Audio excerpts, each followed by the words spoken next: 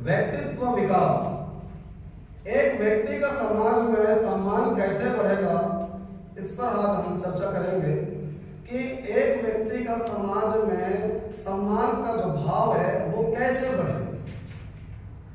तो एक वाक्य में बोलकर व्यक्तित्व विकास के इस क्रम को मैं आगे बढ़ाऊंगा कि विद्या वपुषा वाचा वस्त्रेण विनयेन च एवि पंच वकारस्य भुवो विद्या विभूषते। अर्थात 5 प्रकार के व शब्द से शुरू होने वाले जो वकार है, विद्या वपुषा वाचा वस्त्रेण विनय। तो चलिए, तो व्यक्तित्व को प्रभावित करने वाले ये 5 गुण हैं। एक बार मैं फिर बोलता हूँ, विद्या वपुषा वाचा वस्त्रेण विनयेन च एवि पंच वकारस्य भुवो विद्या विभूषते। जिन व्यक्तियों में इन 5 प्रकार के गुणों का समावेश होता है, भुवो विद्या विभूषते, वो व्यक्ति समाज में सुशोभित होता है, उसका सम्मान बढ़ जाता है। तो पहला लिखिए विद्या, चलो लिखो।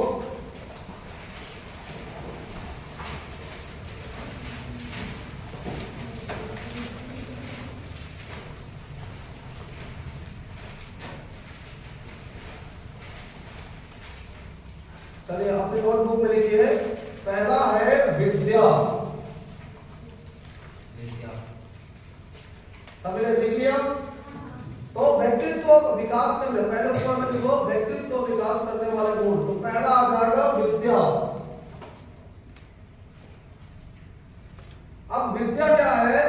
जो व्यक्ति पढ़ा लिखा रहता है उसका समाज में सम्मान का भाव बढ़ जाता है, उसका प्रभाव बढ़ जाता है। अच्छा बताओ, आप किसी के घर जाते हो, आप किसी के गांव जाते हो, नाना नानी के घर जाते हो, तो 2 प्रकार के सवाल पूछते हैं। पहला, आपका नाम क्या है, और दूसरा सवाल होता है आपने कौन सी कक्षा में पढ़ाई कर रहे हैं। ये नहीं पूछते कि आपके घर में कितने जमीन है, कितने ट्यूबवेल है, कितने धन संपत्ति है, कितने बंगला है, कितना कार है। आपका पहला दूसरा जो क्वेश्चन जो सामान्य रूप से रहता है वो है आपकी क्वालिफिकेशन, आपकी योग्यता क्या है। तो अगर आपकी पढ़ाई लिखाई अच्छी है, अगर आपने अच्छा पढ़ाई लिखाई किया है, तो आपका प्रभाव समाज में बढ़ता ही चला जाएगा। तो इसलिए प्रत्येक विद्यार्थी को अच्छी पढ़ाई, अच्छी क्वालिफिकेशन होना बहुत महत्वपूर्ण है, नहीं तो आपका समाज में सम्मान बढ़ेगा। यदि मैं केवल 12वीं पढ़ा होता और लाठी काटे आके मैं सिखाता, तो लोग क्या कहते हैं कि गुरुजी तो बस 12वीं पढ़े हैं और कुछ आता नहीं है, इसलिए लाठी काटे सिखाने आता। अब मैंने एमपीएड तक पढ़ाई की है, मैंने बैचलर ऑफ फिजिकल एजुकेशन किया, उसमें डिग्री कोर्स किया, फिर बीपीएड किया, अभी एमपीएड कर रहा हूँ, आने वाले दिनों में पीएचडी भी करेंगे। तो मैं किसी विद्यालय में जाता हूँ तो वहां पर प्रभाव पड़ता है कि सामने वाला व्यक्ति है वो पढ़ा लिखा है। तो पढ़े लिखे व्यक्ति का ही समाज में सम्मान का भाव बढ़ जाता है, उसके प्रति पढ़ा लिखा व्यक्ति है उसकी शोभा बढ़ जाती है। तो इसलिए मैं पहला जो व्यक्तित्व को प्रभावित करने वाला जो कारक है वो है विद्या। सभी को मेरी बात समझ आ रही है? तो इसलिए प्रत्येक विद्यार्थी अच्छी पढ़ाई करेगा, अच्छी क्वालिफिकेशन के लिए पढ़ाई करेगा, तो इस प्रकार से उसका समाज में सम्मान का भाव बढ़ेगा। इतना सभी को समझ आया? तो इसलिए अच्छी पढ़ाई करना है। अगर आप अच्छी पढ़ाई करोगे तो सामान्य जो मानस है उनमें यही है कि व्यक्ति पढ़ा लिखा है, भूखा नहीं मरेगा, वो जहां भी जाएगा कुछ न कुछ कर लेगा। ठीक है, आज हरियाणा जैसे क्षेत्र में जिसकी गवर्नमेंट नौकरी नहीं लगती है, पढ़े लिखे व्यक्ति की गवर्नमेंट नौकरी होती है, जिसकी गवर्नमेंट नौकरी नहीं है उसकी शादी होना मुश्किल हो जाता है, उसको लड़कियां मिलना मुश्किल हो जाता है। तो इसलिए इसका मतलब यह है कि पढ़े लिखे व्यक्ति का समाज में सम्मान बढ़ गया। अच्छा बताओ, आज अगर कोई व्यक्ति, आज किसी के पास अच्छे जमीन जायदाद है लेकिन व्यक्ति पढ़ा लिखा नहीं है, तो क्या कोई लड़की उससे शादी करेगा? क्या मुझे बताओ? नहीं करेगा। इसका मतलब यह है कि जमीन जायदाद से ज्यादा जो मान सम्मान का जो भाव आता है वो है विद्या। व्यक्ति को पढ़ा लिखा होना बहुत महत्वपूर्ण है। यदि आप पढ़े लिखे नहीं है तो आपका समाज में वो सम्मान नहीं मिल पाएगा जो सम्मान आपको मिलना चाहिए। तो इसलिए व्यक्तित्व को प्रभावित करने वाला अगर सबसे पहला कारक है तो है विद्या। क्या है? विद्या। अच्छा, विद्या को सीखना कौन है? विद्यार्थी। तो विद्यार्थी के भी कुछ लक्षण होंगे। तो विद्यार्थी के क्या लक्षण हैं? काग चेष्टा बतो ध्यानम स्वान निद्रा तथैव च अल्पाहारी गृह त्यागी ब्रह्मचारी। ये 5 जो लक्षण हैं ये विद्यार्थी के होना चाहिए। तो चलिए अब लिखो, अगला लिखो विद्यार्थी के लक्षण।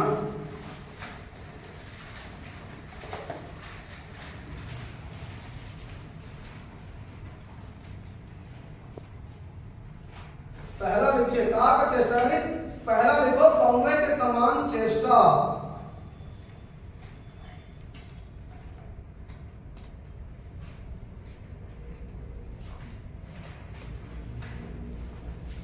सभी ने लिख लिया? तो कौवे के समान कैसी चेष्टा?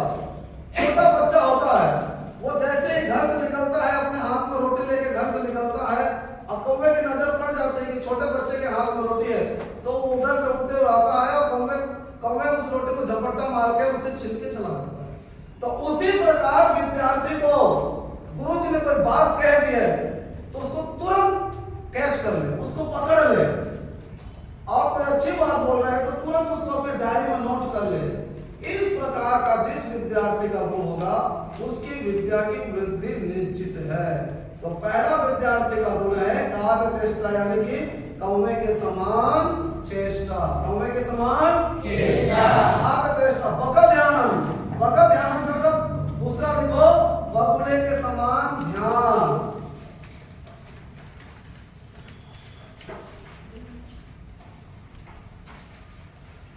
बगुले के समान ध्यान। अब बगुले के समान कैसे ध्यान? आप तालाब में देखे होंगे बगुला एक पैर में खड़ा रहता है घंटों भर, और जैसे ही मछली आसपास तैरती हुई आती है तो तुरंत उसको पकड़ लेता है, लेकिन वो 1 घंटे तक स्थिर खड़ा रहता है, उससे भी ज्यादा समय तक स्थिर खड़ा रहता है, और जैसे ही मछली आती है तुरंत पकड़ लेता है। ठीक उसी प्रकार अगर विद्यार्थी का गुण होगा कि गुरुजी ने कोई अच्छी बात कही है, गुरुजी ने कोई काम की बात कही है, तो तुरंत उसको पकड़ ले, अपनी डायरी में नोट कर ले, तो समझ लो उस विद्यार्थी की विद्या की वृद्धि निश्चित ही होगी। तो इस प्रकार विद्यार्थी का दूसरा लक्षण है बगुले के समान ध्यान। लिखा आप लोगों ने? दूसरा लिखो बगुले के समान ध्यान।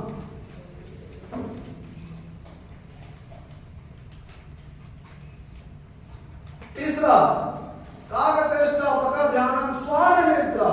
स्वान निद्रा का मतलब होता है जैसे कुत्ते थोड़ी सी आहट पाते ही तुरंत जग जाते हैं, तो उससे हमें इतना प्रेरणा मिलता है कि हमें प्रतिदिन सुबह 4 बजे जग जाना है।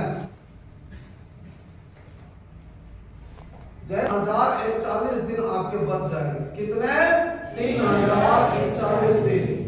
अगर आप सुबह 4 बजे उठेंगे आपका 2 घंटा बच जाता है। यदि आप 100 साल तक जीते हैं तो कैलकुलेशन करेंगे तो 3041 दिन बचेंगे। अगर उसे हम 365 से भाग देंगे तो 8 साल 3 महीना, और रात को हम सोते ही हैं, अगर हम 24 की बजाय 12 से भाग देंगे तो 16 महीना, 16 साल और 6 महीना हम सामान्य लोगों से ज्यादा जिएंगे। तो इसलिए हमें प्रतिदिन 4 बजे जाग जाना है। अपना जो लक्ष्य है, मुझे आईपीएस बनना है, मुझे कलेक्टर बनना है, मुझे आर्मी में जाना है, मुझे बटालियन में जाना है, अपना लक्ष्य बनाओ, उस पर पढ़ाई करो, उस पर ध्यान दो, उसी के कार्यक्रम सोचो, उसी के बारे में चिंतन करो। चिंतन का मतलब क्या है? कृतुमयः पुरुषः, अपने व्यक्ति अपने संकल्पों का बना हुआ होता है, जैसा चिंतन करता है वैसा ही बनता चला जाता है। मैंने 5 साल पहले सोचा था कि मैं व्यायाम शिक्षक बनूं, आज मैं व्यायाम शिक्षक हूं। तो आज मैं जो कुछ हूं वो 5 साल पहले का चिंतन है। आज आप जो कुछ हैं वो आपके 5 साल पहले का चिंतन है। तो इसलिए कृतुमयः पुरुषः, व्यक्ति अपने संकल्पों का बना हुआ होता है,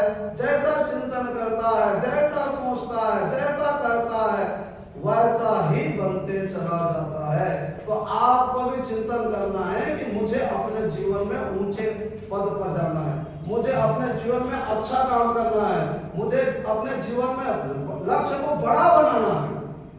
तो ऐसे लक्ष्य बनाकर अगर आप काम करेंगे तो आपका लक्ष्य प्राप्त होगा ही होगा। तो तीसरा लिखिए, तो पहला लिखिए कागचेष्टा भगध्यानम स्वाननेत्र एवं अल्पाहारी, अल्पाहारी कम भोजन करने वाला।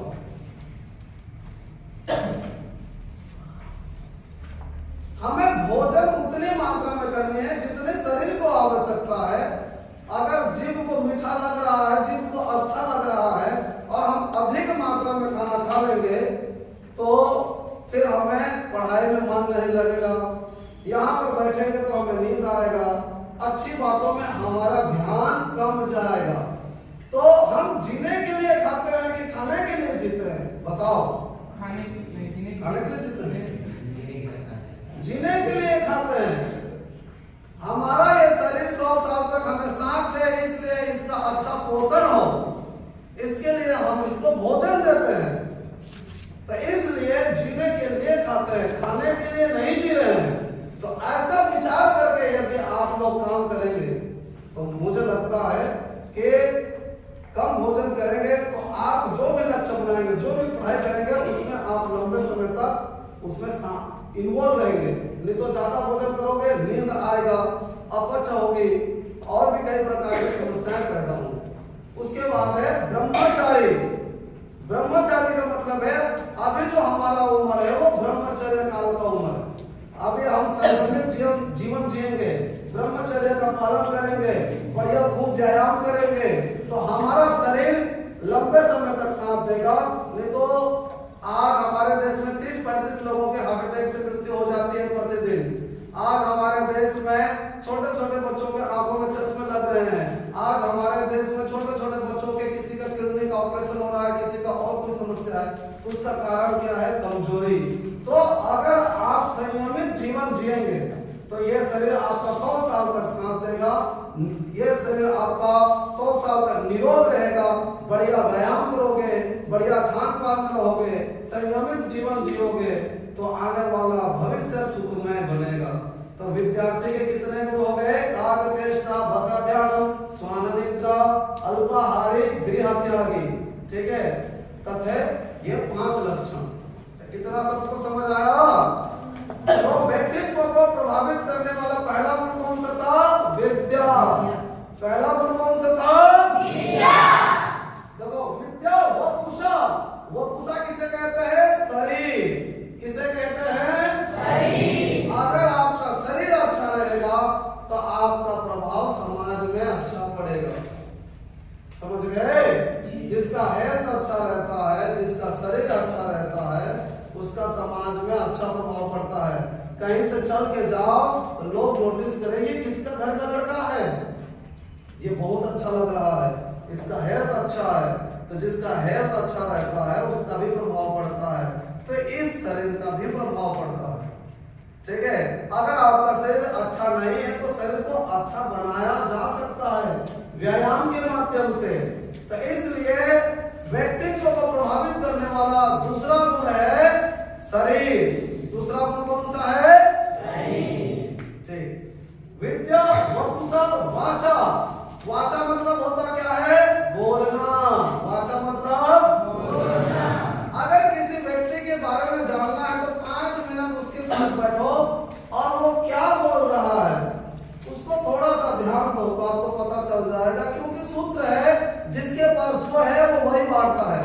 अगर कोई व्यक्ति दुखी है तो अपने दुख के बारे में बात करेगा, यदि कोई व्यक्ति योगा का मास्टर है तो योगा के बारे में बात करेगा, यदि कोई व्यक्ति कराटे जानता है तो कराटे के बारे में बात करेगा। क्योंकि जिसके पास जो है वही बांटता है। तो बोलने मात्र से पता चल जाता है कि ये किस कुल खानदान का है।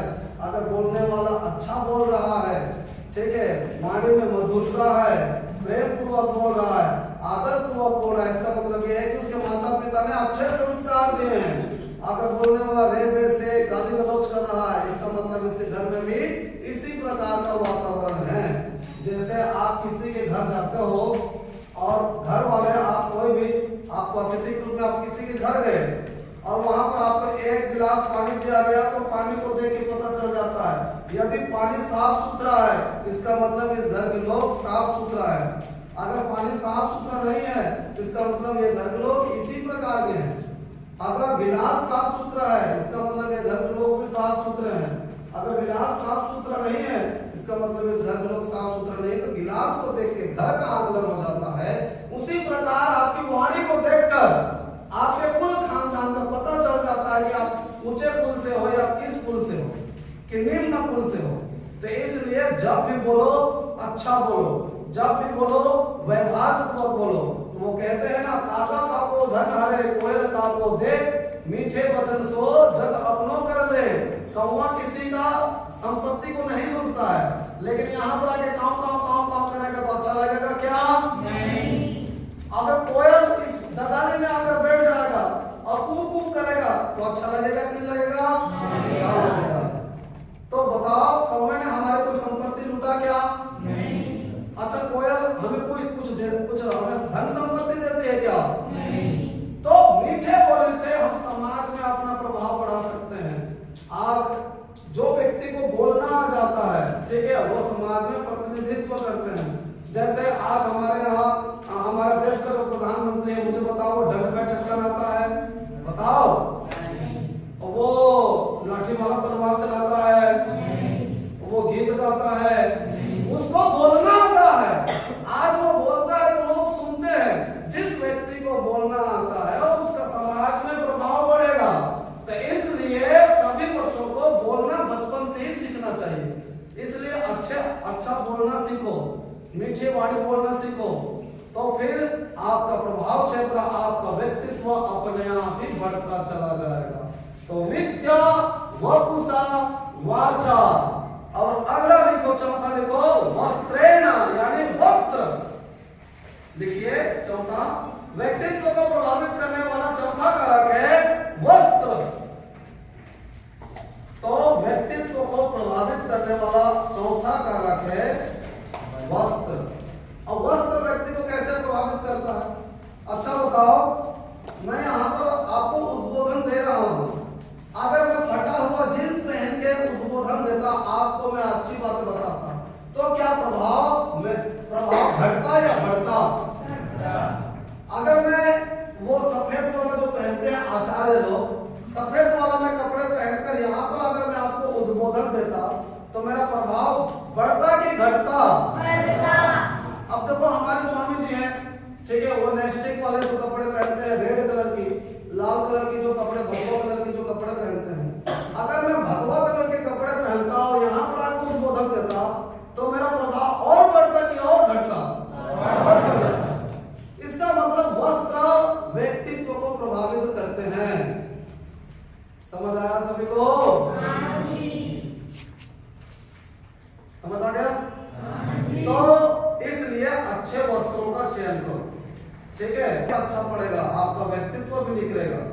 अच्छा बताओ, अब वर्तमान समय में महिलाएं बोलती है कि हमें अधिकार है कि हम कौन से कपड़े पहने। क्या ये सही है? उनको समाज में ये सुनने को मिलता है, महिलाएं बोलती हैं कि मैं कौन सा कपड़ा पहनूं, ठीक है, ये मुझे मौलिक अधिकार है। क्या ये सही है? अच्छा बताओ, यहाँ पर विद्यालय है, वहां पर रोड है, क्या मैं इस परिसर में 180 की स्पीड में गाड़ी चला सकता हूँ क्या? नहीं। इसका मतलब हम समाज में रहते हैं तो समाज में सामाजिक नियम मर्यादा है, उसका पालन करना हमारी नैतिक जिम्मेदारी है, ठीक है।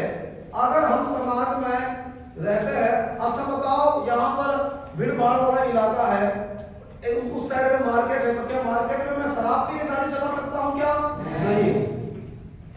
तो जिस प्रकार हम समाज में रहते हैं, शराब पी कर गाड़ी नहीं चला सकते, जिस प्रकार हम समाज में रहते हैं जहाँ विद्यालय है वहां पर हम फुल स्पीड में गाड़ी नहीं चला सकते, ठीक है, उसी प्रकार जो व्यक्ति समाज में रहता है वो समाज में सामाजिक मर्यादा के जो कपड़े हैं वही पहनना चाहिए। आई बात समझ में? अच्छा बताओ, मैं 1 किलो सोने को लेके मार्केट बाजार जाऊंगा तो क्या होगा? और क्या होगा बताइए?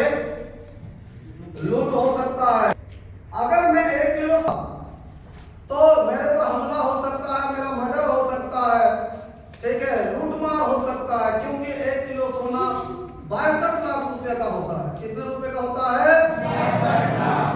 ठीक है, यानी 1 किलो सोने को लेके बाजार में जाने का मतलब है आप मुझे मान। उसी प्रकार जो लड़कियां छोटे छोटे कपड़े पहन के बाजार में जाती है उन्हीं पर हमला होते हैं। फिर किसी का दिमाग खराब हो जाएगा तो फिर वो उसी के साथ बलात्कार की घटनाएं होते हैं। तो छोटे छोटे कपड़े को पहन कर मार्केट जाना यानी आप मुझे मान। तो समाज में हम रहते हैं तो सामाजिक जो मर्यादाएं हैं उसका हमें पालन करना चाहिए। ठीक है, तो कपड़ों का प्रभाव पड़ा कि नहीं पड़ा? पड़ा कि नहीं पड़ा? एक कहानी सुनाना चाहता हूँ। एक माता अपने पुत्र को विद्यालय छोड़ने जा रहा था, तो पीछे से ऑटो आया। तो ऑटो वाले ने कहा कि मैडम जी मैं उधर जा रहा हूँ, आप चलेंगे क्या? तो माता जी ने कहा नहीं कोई बात नहीं, मैं तो यही पास में हूँ। अगले दिन फिर जा रहा था, तो अगले दिन ऑटो वाले ने फिर बोला, ठीक है, कि बहन जी आप जाएंगे क्या? ऐसा 2-3 बार हो गया। तो एक दिन माता जी ने कहा रुको जाते हैं, और वो ऑटो में बैठ गए। अब ऑटो वालों से प्रश्न पूछा कि पहले दिन तो आपने मैडम जी कहा, दूसरे दिन तो माता जी कहा, तीसरे दिन तो बहन जी कहा, ये क्या चक्कर है? तो उस ड्राइवर ने कहा, ऑटो के ड्राइवर, आप जींस पहन कर आए थे, तो जींस पहनने वालों को देखकर तो माता की फीलिंग आएगी नहीं, इसलिए मैंने आपको मैडम कहा। दूसरे दिन आप साड़ी पहनकर आए थे, तो साड़ी पहनकर आए थे तो मेरी माँ की साड़ी पहनती है जिसलिए माता का फीलिंग आया। तीसरे दिन आप कुर्ती पहनकर आए थे, तो कुर्ती मेरी बहन है, वो घर में रहती है, वो कुर्ती पहनती है, तो मुझे बहन जी का ख्याल आया, तो इसलिए मैंने आपको बहन जी बोला। तो कपड़े का प्रभाव पड़ा कि नहीं पड़ा? पड़ा। विद्या वपुषा वाचा वस्त्रेण, और अगला है विनय। जिस व्यक्ति के पास विनम्रता होती है उसे विद्या की प्राप्ति होती है। जो व्यक्ति विनम्र है उसे विद्या की प्राप्ति होती है। एक बार बोलने से जो बच्चा बात मान लेता है, शिष्टाचार से रहता है, हम स्वतः ही उस बच्चों को विद्या देना चाहते हैं। जो बच्चा विनम्र है, आज्ञाकारी है, तो समझ लो उसके लिए सारे विद्या के द्वार खुल गए। हमारे जितना जो विद्या हमने जो सीखा वो सब आपका है, लेकिन उसके लिए क्या चाहिए? विनम्रता। क्या चाहिए? विनम्रता। तो यही पर आज हमारा व्यक्तित्व विकास के 5 जो गुण है उस पर हमने चर्चा किया। सभी बोलेंगे विद्या, वपुषा,